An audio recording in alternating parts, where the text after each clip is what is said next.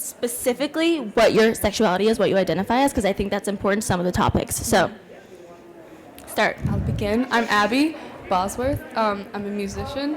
I'm bi. Yes. That's that. Oh, I had an album or EP come out on April 5th. Yeah. If you want to check it out, and that's me. Yeah, what the fuck you do was the other thing, like Okay, what your thing Cool. is. I covered that. Yeah, thank you. You read it, so you know. Yeah, I knew. Okay. My name is Diana. I identify as she, her. I'm lesbian. And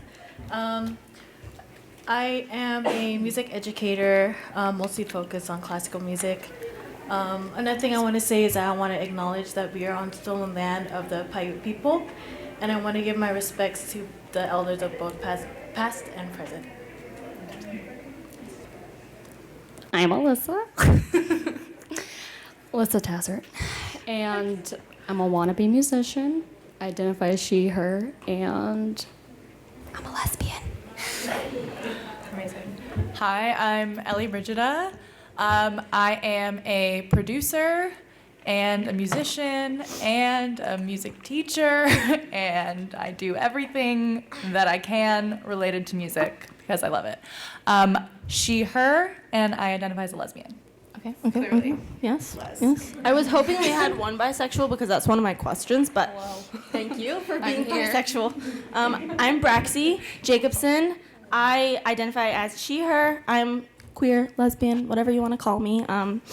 And I try to do music things. I'm a YouTuber, whatever, fits the boat. Okay. My first question, besides that, is what are your favorite queer artists forever and now at the moment? Broad spectrum. Okay, so today something happened. I was talking to my friend Rebecca right there, and so we found out that we both really like a band called Rainbow Kitten Surprise, and I did not know that A, the lead singer is gay, and B, the guitarist is genderqueer, and so I cried in a Krispy Kreme this morning. Sorry, can I super quickly jump in there? Also, like weird lesbian shit. My ex-girlfriend's brother is the bass player, Charlie. Okay, cool. And they're amazing. They are amazing. It's a really good band. You should listen. I guess I have two favorites. One is Haley Kiyoko, Yes. lesbian too. Jesus, and also Kaylani, who's also a Bay Area native. I'm from the Bay Area, so. Real big fan of the Aces right now. Yes. Oh, yeah. They're not like, they don't want to be called like a gay band, but like the lead singer is gay, so. Exactly. I'm a big Janelle Monáe fan. Love. Yes. Yes. Does anybody know Zolita? See, that's why we're doing this right now. That's my favorite. I love Zolita so much. So if you haven't heard of Zolita, go listen. Okay. What is the first queer song you heard that you actually recognized it being queer? Because I have like specification. I Kissed a Girl is probably the first queer song like most of us heard, or I know like for me and Alyssa, but I didn't recognize that it was gay at all because I was a 10-year-old and I knew it was a girl singing about a girl, but it just went over my head. The first song I ever actually recognized hearing and being like, that's about like a girl liking a girl was She by Dodie Clark. And that's when it like actually resonated with me because besides that, well, actually, Adam Lambert, his music I knew was gay, but besides that, I didn't really like Adam Lambert, yeah. Besides that, I didn't really know. So I think that's like a nice question because I feel like as a little kid, sometimes you can hear it and not really recognize it until a certain other point, you know? So, yeah. Well, She by Dodie, I completely forgot about that song. Yeah, that was a big one for me when I was younger. And that and also Girls Like Girls, obviously. That was part of my gay awakening. Yeah, the anthem. Yeah, the anthem. It was good. Yeah. I like that answer. Thank you. You're welcome. Y'all, I don't remember the name of the artist, and I don't even remember the lyrics of the song, but a super old song. I think it came out in the 90s, but it goes like, I do from Slim and James, they make me feel the same. Oh, yeah. I know. Does anyone know? No? No. Anyway, yeah, that was, sorry I'm no help, but. So it was definitely the Adam Lambert song, What Do You Want From Me? But I remember at the time, my grandma had a grip on me. And she's very homophobic, and so I didn't like it. And now I'm gay, so. Serves it right. This is like so stereotypical, but like I freaking loved Come to My Window, like always. And like I didn't know that Melissa Etheridge was gay till like I was older, but like I've been singing forever, and that was like I'm like that's just such a good song. Like I don't know why. And then So you're like, suddenly it's better. yeah, no, it's even better. Yeah, so that's cliche, but No, it's good. Okay, so I just talked about Zolita, so now my next question follows that. So, do you think having like a wide, eclectic range of representation is as important as having mainstream artists in the media, like mainstream queer artists in the media, like comparison, which is why I brought up Zolita, because Hayley Kiyoko, she's kind of average, normal, kind of puts out, not safe, but you know what I mean, like classic almost, The Notebook, if you will. Whereas Zolita is really, she has a specific aesthetic. It's like dark magic, kind of witchy, and nobody knows about her. So do you think, in especially queer representation, if it's important to have a diverse range that is available in the media? Because one time someone on my YouTube channel tried to fight me, and they said that representation like that wasn't important because nobody cared, because like certain aesthetics don't get mainstream. And I was like, tell that to like Ozzy Osbourne and Marilyn Manson that are like dark aesthetics. Why can't we have it as queer people? Hello? Good point. So please answer that question for me. I mean, please. I think it's very important to have queer representation in like every level of music. I mean, really any media at all. But like, especially smaller, lesser known musicians are important because like it shows that if you're like a really young musician and like you haven't had your stuff out, like there are people that like aren't huge and like you can get to where they are and like and it's also more personal when they're smaller and you can, it's almost like you know them better. Well, and also everybody has a niche for certain things. Right. So Not like everyone why- likes mainstream music. Yeah, exactly. Which is why shows also, this is not music, but like why Winona Earp and Cosima and Delphine, like on Orphan Black, why those are important, because they're not the kind of niche, you know? They deserve love too. Exactly. yeah, yesterday, Emily Andrus was talking about, somebody asked her if she thought that like by TV being like so big and there being so many mainstream things like that we didn't need like smaller things, and she was saying no, like the bigger and more connected our world gets, the more like the niche is where it's at, right? Is where like, because people can find it easily, like YouTube, like you can find someone on YouTube who is exactly what you want to listen to, and that's so important. Yeah. So, like that's why we're here, right? Yeah. Exactly. Yeah, because most people are not going to fit into that one category of things.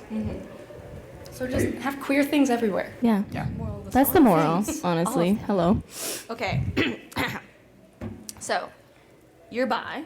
So I think this is a good Didn't know how to answer So that. I think there's kind of a lot of people in here. That's kind of weird. Hi. I thought there's going to be 2 of you.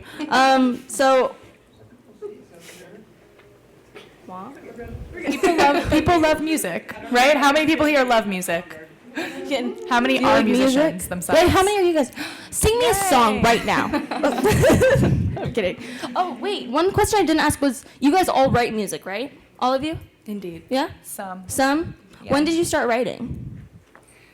I didn't start writing until college when I had to do composition projects. So that's that's pretty much me. Yeah. I wrote my first song when I was 12, and it was about the moon. That's really gay.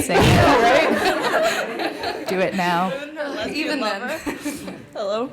My first song I wrote was about Lex's death. Oh, that's so sad. It's really good. Really sad, man. Yeah, I think one of the first songs I also wrote was in a college class. I think writing can be really intimidating. Yeah.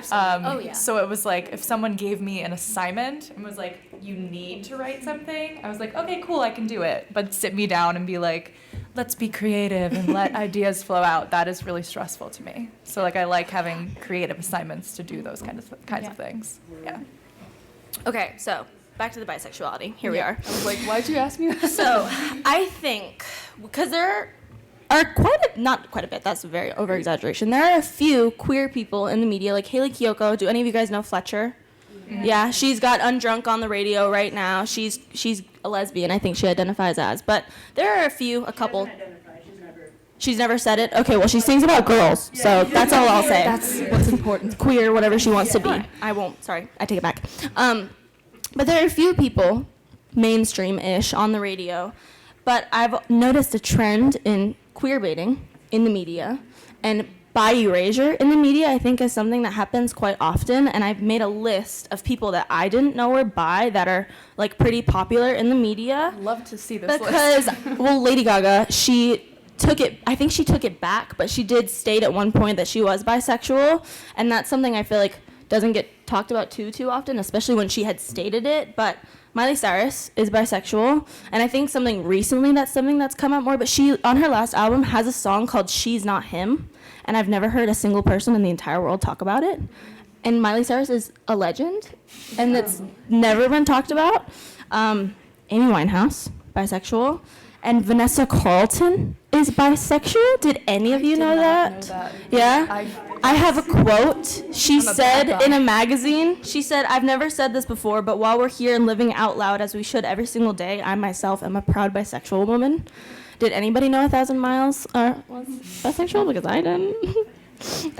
And then Sia, bisexual, which probably some of you guys knew. And then my favorite, which is not music, but I was genuinely shooketh, is Sir Alec Guinness, which is the original Obi-Wan Kenobi.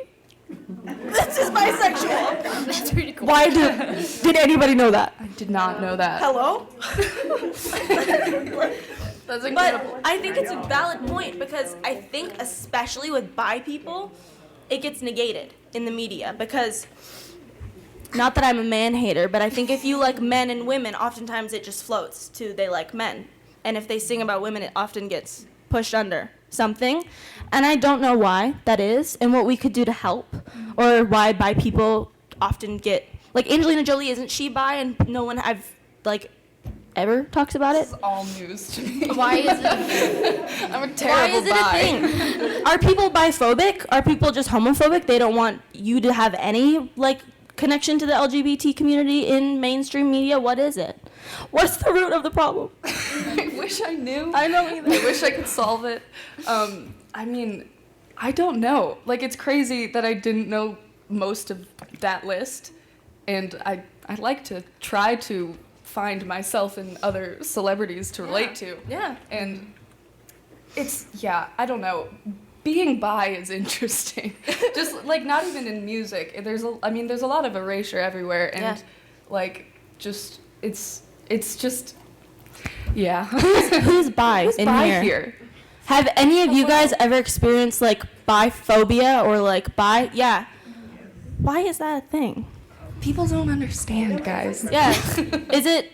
I think a lot of time people think it's a greedy thing. Is that the common tie to it? It's just pick one, you stupid bitch. Literally. No, I don't want to. The amount of times I've heard that is insane. Yeah. Why is that? Yeah, I don't know, because it's not. It's like ice cream. You can have many, you don't have to pick one, okay? It's true. Can I jump in super quick? Yes, Just with a quick thought. In terms of bi erasure, there's also a poly panel going on right now, which I think is really interesting. Mm-hmm. Yes. But I do also feel as though we define people's sexuality by the person that they are currently with, and completely erase everything before that, just because our culture is so monogamy centered, that we're okay, if I'm with a woman right now, I'm a lesbian. Even if all of my other relationships have been with men, even if I'm still attracted to men, so that's why in terms of a lot of the people that you're talking about, currently most of those people, one woman versus 10 men. most of those people, people are just gonna be well, the ratio is what is a ratio? That does not cares. matter. There's no 70-30 or the percentage does not matter. Yeah. But that is, I think, how we as human beings It's a good point. like It's a valid point. put it into our brain. Like Miley Cyrus is with a man right now, therefore she's straight, which is not correct, true, yeah. right? Yeah. But I think that's like a big part of what society puts on to people in terms of that. That percentage thing is very interesting because so many people will be like, so like, what's the percentage? Like, is it 50-50? Is it I hate like, when- because it's not. It's like, it's Yeah, it's I've whatever. always, people used to ask me what I was, and I've never identified as bi, but I'm never someone that's going to close myself off from something. So if one day a guy comes in and I fall in love with them, I'm not going to be like, "Ugh, no, I'm a lesbian. Because if it happens, it happens. Why would I ever close myself off to an experience? But somebody asked me percentage once. They were like, so if that would happen, then what percent are you attracted to guys? And I said, well, I'm 100% attracted to girls, but like also if I fell in love with a guy, then I I would would be 100% attracted to that person. Like, it Can I doesn't. say also that Kaylani, who identifies as pansexual, Yeah. when she got pregnant, there were so many people like throwing shade at her, like, okay, she says she's pan, but then like, why does she look like this? You know. So I think it's really important that that I don't. Okay. So if artists choose and are able, or feel safe enough to come out as pansexual or bisexual, I think it's really important for those figures to be out there to show that they don't look like just one way. Absolutely. Right, Yeah. No, I agree. I had a thought, and I can't remember what it was. Oh, I think with like bi erasure, not to like call out lesbians, because I don't think that's a very big generalization, but I think people in particular pull from specific experiences that they've like gone through. We're very tunnel vision. I think most people are that way just without even meaning to. And I think a lot of, biphobia, I think a lot of people think lesbians are like men haters, because I think oftentimes that ratio thing comes into play, and people will, like, for example, Rose and Rosie. So they are married, 2 women. Rosie is bisexual. Do you guys know Rose and Rosie? Yeah. So Rosie's bisexual. I've never seen anybody really be, like, biphobic towards her because she ended up with a woman. I think that seems to be a trend. I think if someone is bisexual and they end up with a man, they're like, well, you're not bisexual anymore. You're straight now. Which I think, and like I said, I think people a lot of times, maybe it's like bitterness, to be able to find things. It's harder. I don't know. I just don't know why it happens, but It's all I'm complicated not a doctor, and so. confusing. Okay, so this is actually my last question, which I feel like is a long time We long. can just talk. So why is representation important, just in general, in all representations, but especially in music? And what is something everybody, like us, everybody can do to help representation? Well, I mean, so music is interesting because when I was, like, before I was out, I was writing music, and it was so freeing because I could write about being bi or being queer, and, like, I could write it in a way that no one else knew what it meant.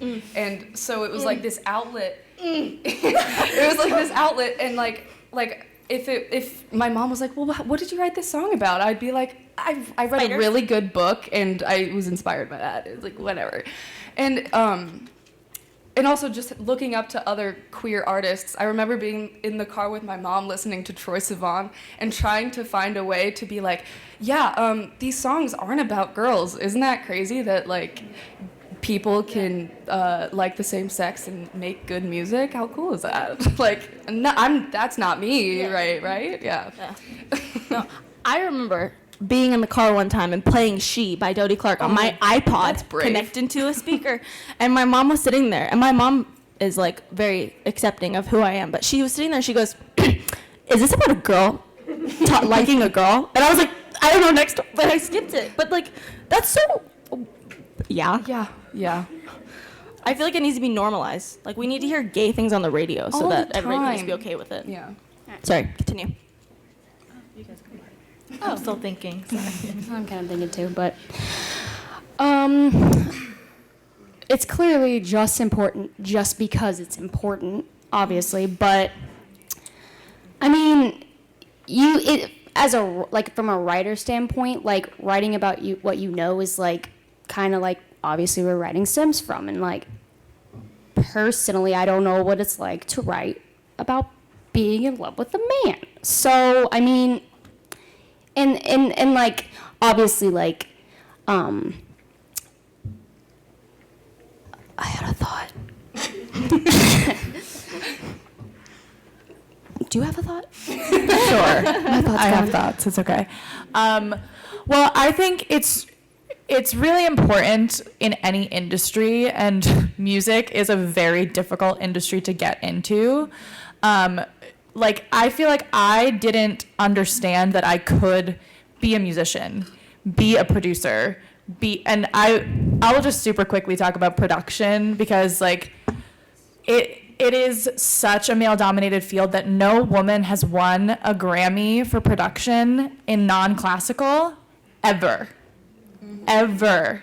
Like, it is insane, the low amount of women who are doing production, and the majority of women who are doing their own, like, do their own production, right, are doing, like, major artists who, like, finally are allowed to produce because now they're successful, right? But to get to a certain point as a musician, you have to be unsuccessful, and you have to do everything for yourself, right? Like, everything, which is basically why I got into production myself, because I was like, I can't pay for a producer, so let me produce it myself, which is what most male musicians do, because they, like, have the confidence to do it. Like, they have the confidence to fail. They have the because they've seen all of these other people before them do it, right? It's like, it's a roadmap, right? And if you don't have a roadmap for something as terrifying as the music industry, like, you're not going to go into it. No, like, you're just not. I'm in the same boat. I made my first album last year all by myself, because I couldn't pay for a producer, and like I also just wanted to learn how to make my, like, be able to make my own music, and so like I made my own EP, like, and so buy it, stream it everywhere. It's on Spotify. It's really good. Thank you. Wow. Oh my god. But yeah, it is very scary, because I would just keep listening to these songs that I made, and I'm like, but like, do I even know what I'm doing? Like this, does this even, I don't even know if this is good, because like, yeah, it is like, it's hard to fail when you haven't seen anyone above you fail, and then get back up and like succeed again. Which a lot of men in the production and music industry have already seen for a very, very long time. Yeah. Yes. Yeah, I relate to that kind so of my hard.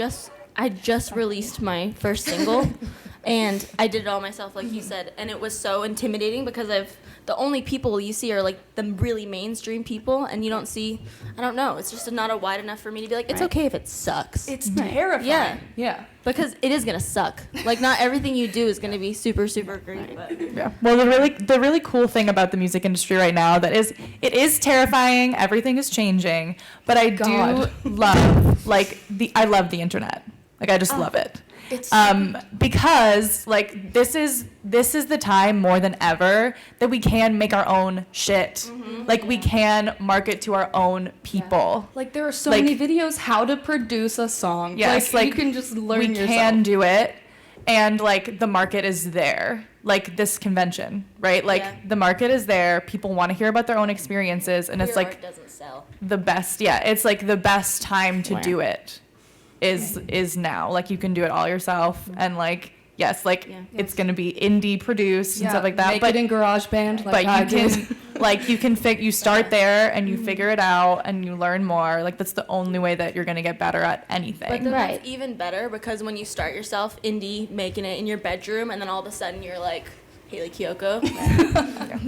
And that's something you can be proud of, because it's like, you don't always have to like sell what you think is going to sell. I mean, I always think of Kelly Clarkson when I think of this, because she was on American Idol, and then she was under this label that like didn't let her make any of her choices, and she was under it for like 10 years, and I was like, I would be sad if that was like, I couldn't like be authentic to myself. And so it's just nice that like, you will find an audience, and like, you're gonna, even if it's not like huge, you're gonna find something that's genuine, and that's gonna mean so much more Such in a the long good run. point. Alyssa, that's so good. It's the only good thing I'm gonna say. So. That's such a good point.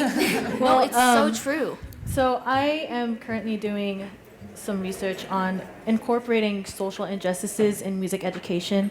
And the reason why I want to do that is because in education in general, there's already an oppressive system set up where the teacher is a narrator and the students are supposed to listen.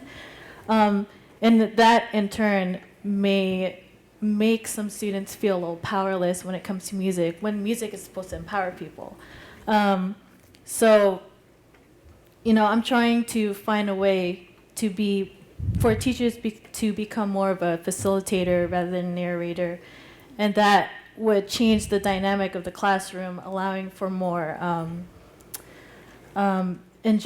social injustice topics to emerge, and creating awareness and accountability in the classroom as well. So that's my current work right now. That's cool. That's I like very it. important. It's awesome. work. Yes, it is. Yeah. I like that because it's very different, I think, from what the rest of us do. Yeah, So it's you're- like your yeah. own niche. Yes. Yeah. Yes. I like it. Yeah. Yeah. No, but Alyssa, what'd you say about not conventional? Which is my thing that I've been, I think, preaching the entire panel. Is that not conventional things are really Right. cool? Because I don't think any of us are conventional in really any way. Exactly. And you were talking about like Kelly Clarkson, and I'm creating a visual album right now called Closure, where it's gonna have 11 songs and 10 music videos. And I've been working with a college that is where I live in Nashville, and I've been working with this one girl named Nina. I see it. And I've been working with this one girl named Nina, and she's like the one person that's like, yes, we're gonna do it, and we're gonna do it. It's not super high quality. We're working our way. She's a female producer trying to make it in the biz, and the whole time we've been putting it to her male to student peers that have to go through it and mix it, and everybody tells her, you need to drop her and not work with her because she's not conventional and nobody's ever going to listen to it and it's not going to sell. And religiously the entire time she's been like, I'm going to work with her because somebody is going to listen to it. Somebody is going to find it. It's going to be somebody's niche. And I think that's so valid, like, especially for people. I saw some of you guys raise your hands, say you're artists yourselves. I think that's super important because I think a lot of times you can get really down on yourself for not feeling like you fit into a category when there is not a category. Like, you just have to do it. Oh, it's especially hard for me personally. I'm a visibly queer Filipina person, and you don't see that many Filipino opera artists out there. So, it's especially for queer women of color or queer people of color. It's so hard to get into classical music or any fine art Yeah. Yes. type things. Yeah. You go out there, you fuck it up. Yes. This was the entire plot line of Camp Rock, and they can sell, okay? We all love it. Yeah. Goodness. Okay, I don't know if I asked this question. You'll have to tell me if I did. I think I skipped it. I said, what does music performed or written by a queer person mean to you as opposed to someone by a straight person? Did I ask that? No? Which I think is a valid question because there's so much music that I love that is written by straight people, and it's still some of my favorite music ever. But I know, like, when I heard She by Dodie Clark for the first time, I was like, you in a way. I was like, what? She smells like lemongrass and peach.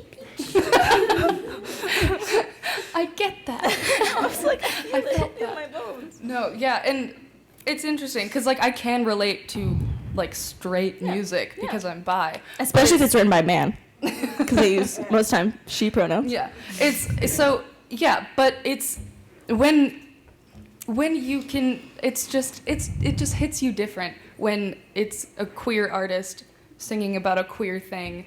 It's just very different because you're like, this person is being brave by doing this, and like they deserve to have a lot of listeners and love for this.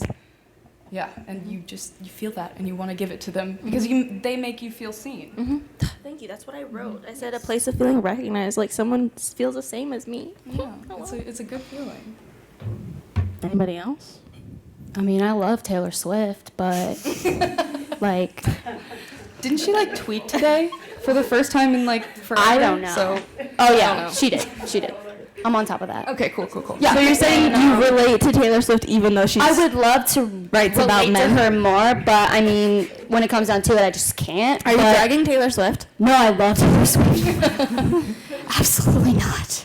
But she's gonna copyright me for saying her name. Okay. But yeah, like, but I mean, when you want to see people that you identify with, so it goes in like music and when you're watching TV. So I mean, when I hear someone like, she tastes like lemongrass and peach, I'm like, oh my god, I want some of that. Yeah, you know, I feel it. I feel it more. It's just bottom line, you feel it more, you know. Yeah, that's why music is such a like profitable industry, because music, like, it tugs at people's heartstrings and it makes people feel things that like they have felt before in a very visceral way. And once you can relate to someone in like a way you never have before, that's an incredible feeling. Yeah, Agreed. that's what I gotta say. Yes, I agree. No, that was perfectly said.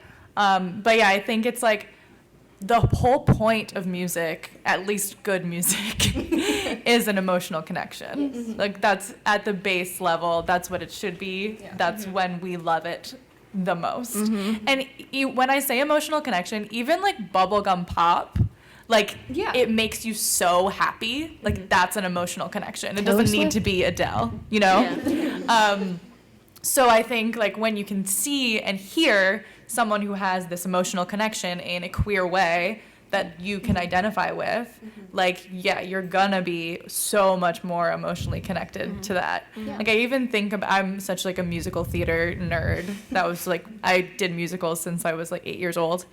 And I went to see Rent in theaters when it came out like 12 times because, and I wasn't out then, but it's like, you feel something there. And I'm like, I don't know what it is, but I love it. What it is, but Yeah. you feel I it love anyway. it so much. And I feel that like that found family, like all those themes Yes. really resonated with me. And like, there's just so much that you can do with music that people relate to. And like to have someone who relates so closely to your experience, it like is so meaningful. Yeah, you can't really replace that. Really quick, not to make this about Glee, but like You can make it about. I'm gonna make it about Glee. So, I mean, when I was younger, obviously, like I said, Grandma had a tight grip, and so you like when you see that representation, you find yourself. And so before I had watched Glee, You're homophobic. to put it bottom line, I was, because I didn't know. I mean, I wasn't familiar with anything, and like, so the more you see, the more you hear, you're going to. I'm pretty sure Elise said this on the panel like yesterday, but like, you like find your family, your people. It's just like it needs to be on the media in any way, so you can everybody can familiarize with it, and it won't like seem weird if like they aren't familiar with it, and then if they see it, they're gonna be like, oh, yeah, that's normal, duh, you know. So that's all I gotta say. That's what I was gonna say about youth. Me and you were just talking earlier about how we were sitting at where they play the gay videos, the ship videos. They're not even playing it today. They're It's not really playing sad. them today, which upsets me. But we were sitting there, and I said, I wonder what it would be like for someone, like a gay person, a queer person that was born in like 1925 to like be here. Yeah. Like for them, a convention like this would probably like make them shit their pants. Like Yeah. I'm so grateful for a convention like this, but I think sometimes we get lost in the fact that we have this. Yeah, it's kind of insane. Because Like, people 20 years ago, 10 years ago. like this wasn't a thing, No. and this is such a good community. Yeah. like, do you have something Yes. to say? Sorry, I just, because you brought up the 1920s, one of the things that I nerd out about a lot is black female blues singers who were hella queer in the 20s and 30s. Like, they had all of, like, they would write songs about loving women, but in order to make money, they had to write songs about loving men. And all of those things, but they still lived their, like, hella queer lives. And like we're known for all of that as well. And I'm kind of curious as to what your perspectives are on like how that has really changed, because I feel like we went even more conservative for a long time in pushing that down and forcing queer artists into polls, but then we also, like, into very specific niches, and then we also did a thing where, like, a really famous pop singer who's straight can make a song about kissing a girl. And it's fun. yeah. Super fun and super exciting, but she's not really gay, so it's fine, right? So It's the same. What are your thoughts? I don't want to drag anybody right now, but one of the things that really bothers me the most, and I could just be speaking like straight out of my ass, but somebody like Halsey or Lauren Haregi, who both identify as bisexual women who make music, they love to be like, I'm gay, I'm bisexual, like, give me all your, like, gay views, because we're crazy and we'll do it. But they know that. I feel that's where the queer baiting comes in, because they are absolutely bisexual. That's not invalid, but I think they use it to their advantage, because Halsey has made music videos with women in it, where they're being lesbians, gay, whatever. But then the second she claims she's dated a woman, it's never public. It's like people want to pull at it until it's the hard part. People want to sing about kissing girls because it's wild and risque until it's the hard part, like the emotional part where you're in love with a woman and you want to like have a life with them and get married, something that used to be illegal. Like, I think that has a lot to do with it. And this is kind of related, but a little off topic, but like, for, like, some straight artists recently, like, this is a very recent phenomenon, but like, it's almost like very brief queer baiting in some straight songs, like when I first heard Lord's Liability, like there was like those few lines when I was like, wait, what, and then well, it's Ariana just Grande's self-love. new music video. Yeah, I was just about to bring that up too. Boy, yeah, it's like queer baiting for like 2 seconds, and then it's like, nope, it's just self-love. But it's like, that's not, it's just a very weird thing, because Which is so, I don't get the logic of like, we're so marginalized most of the time for being what we are, but then it's used to bait. Are they baiting our views? Do they know? I don't get it. I think they know. Yeah, like, they I think have to. they see that the market is there now. Yeah. Like, that's why, so like whenever like a celebrity comes out, then they're in the news cycle for a ridiculous amount of time. Yeah. Like, and honestly, like, of course, like, I am always so torn about this, because from the standpoint of celebrities, like, I feel like it would be so difficult to be in their position. So like, but then I feel like we as fans are always like, well, we want you to be open because it is important to see those people. But like, I also do feel like sometimes as fans, we like push people like out, right? We are like, and just because they are like in the spotlight doesn't mean that they have to come out, even if they are like living their life as a queer person. So that's such a tough line to toe. But I also do think like they've realized that there's a market, like people, like I think publicists used to be like, do not come out. Yeah. Like it will be like career suicide. And if someone's like, well, I'm bi, they're like, oh my God, use it. Yeah. You know, like that's like sort of like it has shifted where I don't think they're lying. Like I don't think they're lying, but I do think they realize They use it to their they realize the PR advantage of it. Which is annoying, because why is it still treated like, well, I guess it's always going to be treated marginalized in some ways, I'm sure. But it's just that like dichotomy. Do you have a question? For this one, specifically girls that came out. Yes. Cardi B, Braxie, all of that. I don't know if you guys want to talk about that a little and how y'all felt about it. I don't know anything That about song this. was so Should we troubling. play it right to now? me. I actually have a video of that I rewrote the lyrics to girls to be less problematic. If anyone wants to watch that, it's on our YouTube channel, youtube.com/letshangout. But Plug. that was such a tricky thing, because I feel like that music video, like they were like we're so fluid and open, blah blah blah, and then like one like robot kiss, like, you know what I mean, like, and they were like, we kissed, look at this video, and I'm like, it felt like it was a ploy, like it felt very much like it was a ploy. I don't know if however everyone else felt about that. I think it's a fun song, but it is annoying. But I also think we have double standards a lot of the time for things because, Yeah. like, if I Kissed a Girl came out today, everyone would be roasting Katy Perry to death. But we if loved Mrs. it. Doubtfire came out Yeah. today, we would be like, that's transphobic. Yeah. So It's I hard, think yeah. it is. Things change, and we have to, go with the flow. You have a question?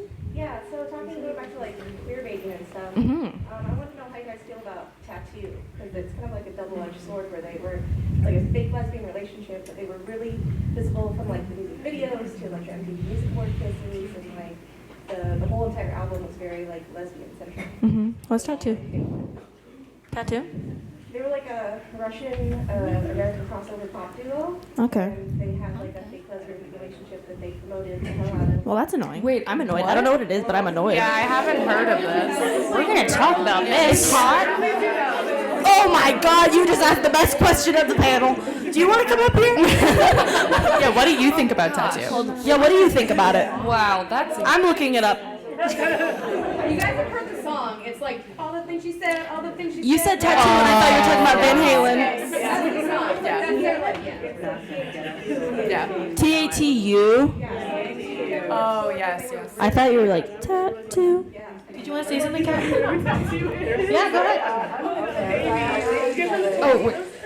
I'm gonna hella clarify on that. 'Cause, Yes. Like, I think what's missed about tattoo is they were heavily forced to do that. Right, yeah, But but- like people don't talk about that. And everyone gets excited. They're like, oh, they were fake. But no, it's not like that. Like they were legitimately forced to do that. When was this? It was a publicity thing. When was it? When was it? Ooh, they were ahead of their time. Maybe they knew that queer was gonna be cool. It wasn't like that. Like I'm literally saying, Yeah. it was like their Yeah, but maybe they're- sponsors and why would their- their producer quite literally told them, you want this to sell, Mhm. you need to do this. Why do you think they're? Like that's abuse. Yeah, absolutely. Why do you think the label did that? Yeah, though, I that's think weird, is and we were just also, talking about that. right? Like back in the Like, day, if a label knew you were bisexual, they'd be like, "Don't do it." So I wonder why their label The would. label was run by clan straight men, so Yeah. Yeah. it should be like- You think it was a sexualizing thing? absolutely Yeah. So my kind of point with that is I totally agree with you. Yeah. And my point for it was also like, did that help help the queer community, or because it was so out and like even though it was forced, it was very like a visible fake forced relationship. Did that help with the visibility, or is it a hindrance because it was also like Forced and sexualized. I do want to say thank you so much for clarifying Yeah, because yeah. like that makes the story so different. Yeah. Yeah, Yeah. and like that's just so interesting because like I could like that is awful that happened because I mean that is basically abuse from like their producers forcing them to be someone they aren't, and like I don't know because I think like at the end of the day that hurt the community. Like sure it was like during like their like I don't know about them, but like I'm sure like people who saw them and didn't know that they were being forced were like, oh, like that's me, and then but I think the harm was greater at the end when it was all found out and stuff. I think a lot of people tend to say too, all representation is good representation, and I don't think that's always the truth. Because think about in like 2000 when like there was 25 short films about people coming out over and over and over again, and half of them end with them killing themselves. I think that's what's so different about the representation I think a lot of us want today is that it's not sexualized, and it's about a happy ending, and it's soft, and it's pure, and it's what we want in our lives. It's not this like depressing, they just fuck each other against a wall, which I mean sometimes we want, but like it's not that. It's very different than I think it used to be. I think we've made a jump, we've made strides, and then who knows what it could be 10 years from now. It's ever evolving. There's a hand. Hands. Who? Yes, hello. I know I'm short. Sorry. Give it to me. So would you say like it started to come out more like in 2013 when "Same Love" by Malcolm Moore, like when that like song came out? That was kind of a shift. It was a little bit, but it was like very subliminal, like not many people were like, oh okay. That was like a shift in the tone, I think, because that song's not very that's not sexualized at all. I do think that's a. I haven't heard that song in a long time, but I don't know. I just felt like it like brought some kind of peace to like everybody. yeah. and that song made people think and actually connect. Yeah.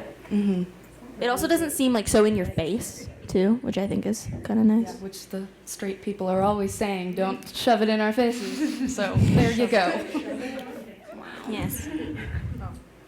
I want to go back to the thing about how the representation, good or bad. And we went to the Black Lightning last year, and she said part of the thing is when her character came out in the show, her parents were like, no big deal, it's just lunch, whatever.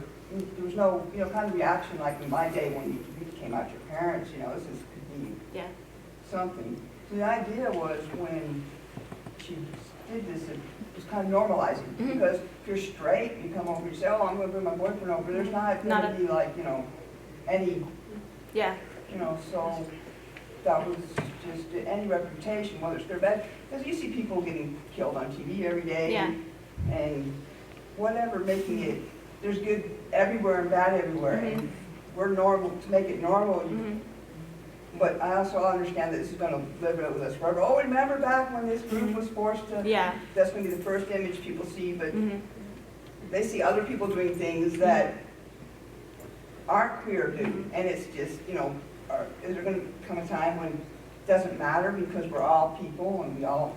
I hope so. I hope that happens eventually. I think we have to look back on these things and really critique it. Like, we can't just pass it off. Definitely. And, yeah, I mean... Well, you can see the trend in media that's becomes popular, because I think it was, for a long time, it was coming out stories were really popular. And then I think sexualized things were really popular. And now it's kind of taken a different turn. I think it does kind of go through that, windmill motion of what is popular at the time, because I know personally I never liked coming out stories because it always felt really overdone, because coming out is such a different process for everybody and everybody handles it so differently. But like you just said, if somebody comes home with their boyfriend, your parents aren't going to be like, "Get me." But I remember I have a sister and she's straight, and I didn't ever want to come out to my parents because I wanted it to be normal. My sister didn't have to come out, so I was going to be like, hey, I have a girlfriend, and then that was going to be that. They would know. I didn't want to have to sit them down. And I understand some people need that, and that's completely okay, but that wasn't something I felt like I needed. And my sister asked me one day, she was like, are you gay? And I was like, yeah. And she said, well, when are you going to come out to mom and dad? And I looked at her and I said, when are you going to come out to mom and dad? And she goes, oh. And I was like, that's the point, is I think so many forms of representation are good representation, but I think it's the way that they're made, the way they're displayed, and how often they're done. Yeah, you can't just stick a gay person in a film and be like, we did it. Yeah, because if you make the same coming out story 20 times where they kill themselves 20 times, that's not good for any of us. Yeah, I saw your hand. Right. So Diana, you talked earlier about being a Filipina and being queer in a very white-dominated space. So how do you navigate I'm going to assume that there's tokenism that happens. So tokenism from being a woman of color and being a queer woman. How do you navigate that? It's really hard because other than me, there's another Filipina student in my program, and we're usually, I hate this. So sometimes we get casted as the maids, and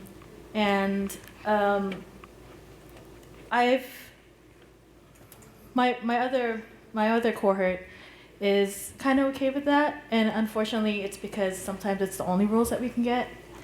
I refuse to do those roles, and I don't know. It's just it's really difficult. Oh, did you want to say something? Oh no, sorry. Please finish. I kind of lost my train of thought, but I'm so sorry. Oh. But I wanted to say yes. I'm also Filipino, born and bred, and I totally get that. The way we're represented constantly, domestic helpers, always in service industry one way or another. And it's true. Even if I'm not, Filipino American, when we're in the Philippines and we see that in Hollywood films or other foreign films, we always scoff. We scoff because it's come on. Yeah. We're way more than that. So many Disney princesses have the voice of a Filipina, and people don't know that. Come on, guys. So. Yeah, I think the first, I don't know if it was a Grammy or what, Oscar or Grammy, but the first woman of color to ever win a Grammy was the servant in the slave in Gone with the Wind, the woman who played a slave, which is just like that's the role that get put in. I think that's. Excuse me, she wasn't finished speaking. Oh, I'm sorry. I'm sorry. Continue. Thank you. But yeah, so definitely visibility. I do constantly think about that as well. Like, what's the priority? Am I a queer person first or a Filipino person first? Like, how do you find the way those things intersect? And and I also always like, wonder about that. when is my next paycheck gonna come? Because I didn't take this role, you know? It's really hard, yeah. I'm still trying to figure out a way around that. What? I wonder, like, so do you have, like, coworkers or, like, mentors that kind of set you up? So, like folks who have that privilege, are they, like, being co-conspirators? Because, like, allyship is kind of an empty term if you're not doing work behind what you're saying. Yeah. Yeah, I used to do a lot of college productions at the university I'm currently at, and I don't do them anymore because they keep putting me in these roles. Mm-hmm. Yeah. Do you think there's anything like me, especially like as a white person, white people can do to help those roles not be put in place? Do you think there's anything like we could help in representation? Because queer representation is not the only important thing. Absolutely. I think y'all should just do your research. Yeah. It's not really my job. It's not really people of color's job to educate white people to make those changes. It's our job. People have to make those changes themselves because we're not the ones who put white supremacy in our system. Oh, yes, please. Yes. Mm-hmm. And hire women of color when you can hire them. Yeah. I was going to say, if you had a bad experience, just one bad experience doesn't mean it's going to affect the next person that's coming through the door. You know? Music's an international language. Yeah. Truly. It should be an international language. And it's just like a sign language. You think it's international, but it's all very different. And there's a place for everyone. You know, just believe in that. And if it's not you, then maybe the next person that you can help. Would help. I think that's why it's really important, especially for queer people and queer people of color. Well, actually, for me, that's why I'm trying to incorporate social injustices in within the classroom,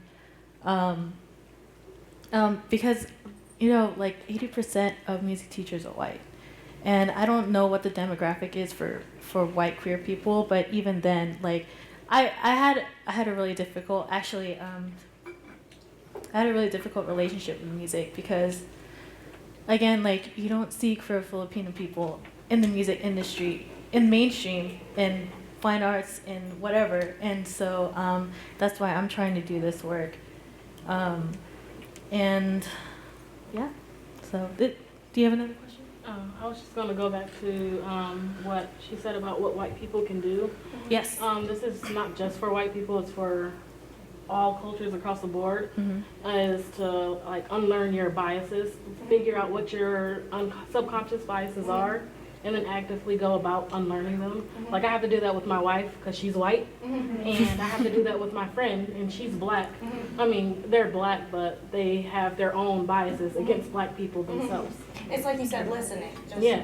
Well, it's not even about listening because sometimes you have to go out and educate yourself because people aren't aware of what biases they hold. Like, subconsciously, somebody will pick a white person over a black person. Just because it's in your head. Yeah. Which is a really good, valid point. It's not. I just wanted to touch on the education bit for a bit because I'm also an educator, but not a music educator. And one of the things that I have struggled with is how to present my queerness in an education space because, especially working with children, that can be something that means that if a parents get a hold of something that is misrepresented, you can get fired. Even though there are often, not always, laws protecting people in workplaces for being queer, talking about sexuality is often not protected. So how do those of you who engage in education work to bring queerness into your education and without, and like navigating that line of what is okay and what is not. I'm personally still doing research on that. I get you. I'm also actually, when I did piano and voice lessons, like for this Parks and Rec program that I did, I wasn't sure if I was comfortable doing that as well. Like I'm still trying to figure that out. I don't know if y'all have any other. Yeah, I also teach private voice lessons and piano lessons, and I find that that is one of my most difficult things to do with dealing with kids, because you always I always want to be open. But I actually have a friend who is a therapist, and she works with kids, and she's also queer.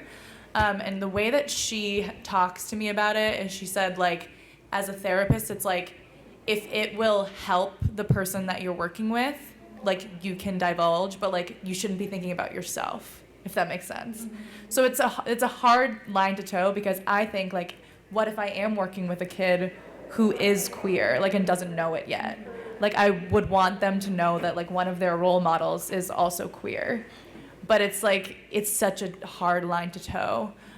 For example, the other week I was teaching, and we were singing an Ed Sheeran song, one of my female students.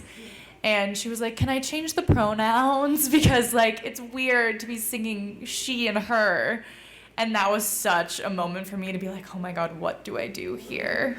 And so I tried to just be it's okay if you're singing she and her pronouns. No, but it's not weird.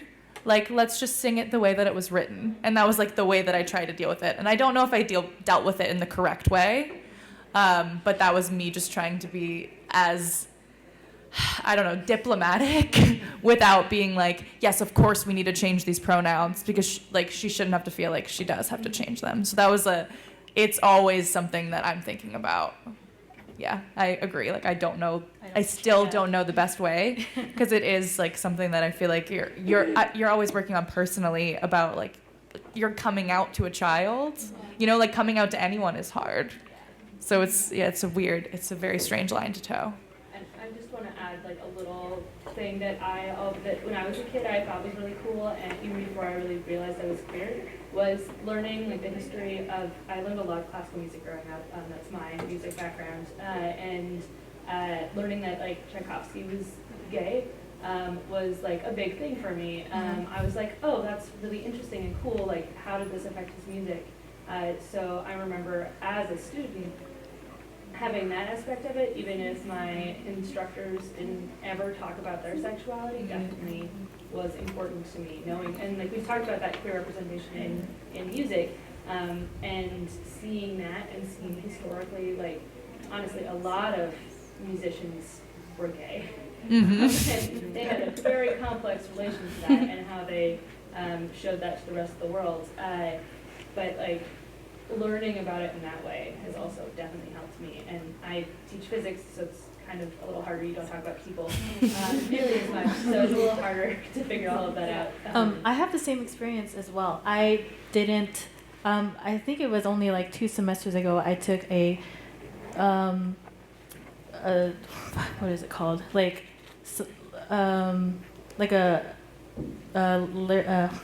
I'm sorry, a literature class and a vocal literature class, and I didn't learn that these composers back then were also queer. I think part of it is because I have the privilege of going to a very liberal college, and a lot of this information is also not as accessible to people who aren't able to get higher education, and this information also isn't on the internet that much. So that's another reason why I also decided to become a music educator, and I'm trying to do more research as well. I'm trying to find more queer composers of color, because all the composers that I learned about, I also have a classical background. They're all dead white men, so